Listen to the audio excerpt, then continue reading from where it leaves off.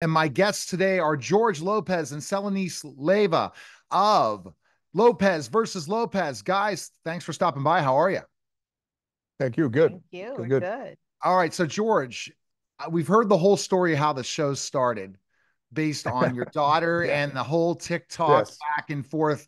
But I've been your daughter all the time. Now I want to hear your side of it. Once you kind of came up with the idea for the show, and what were your thoughts based on that TikTok back and forth and looking at a daughter relationship with a father and kind of reestablishing it.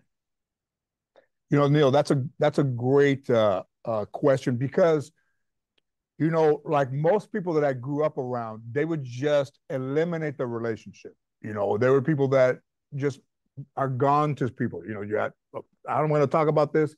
I'm not going to deal with it.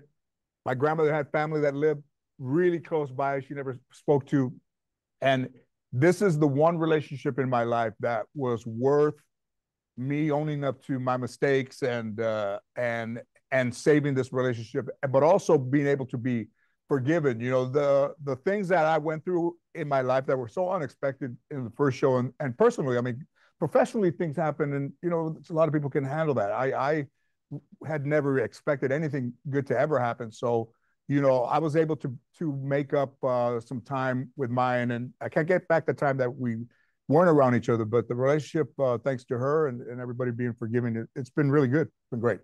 And I think George in the show kind of really touches base in that important relationship in telling the Yeah, story. I think for all people, yeah, Neil, I think for people too, not necessarily us, people in real life that are just, one phone call away, one, hey, can I talk to you away from getting somebody back into your life? It's not easy, but it's worth it. I'll say that. Selenis, you see specifically enough the whole process in this relationship too. I'm working on set together and how they're building their relationship, right? Yes, I do. And I was just thinking what a difference between season one, where they were just kind of rekindling and really kind of getting to know each other, and now they finish each other's sentences. It's really beautiful to see the evolution of this relationship, how it's evolved, and also to see Mayan step into her strength and her talent the way she has.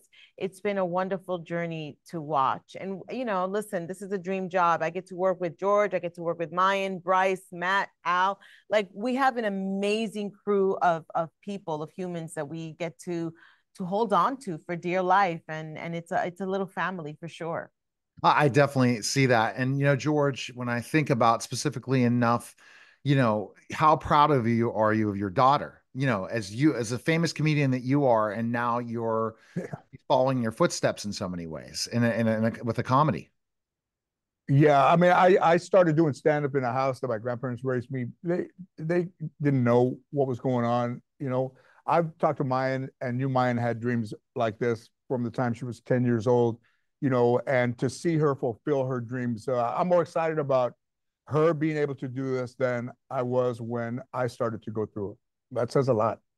I mean, it absolutely does. It's a dream as a parent for someone to follow in someone's footsteps, and Yeah, so and to be a nice person and to be a good person too. Sandra Bullock was very, very helpful to me in the beginning of my career. And one of the things that she said to someone else, there was interviews, is that she didn't create a monster when she gave me an opportunity.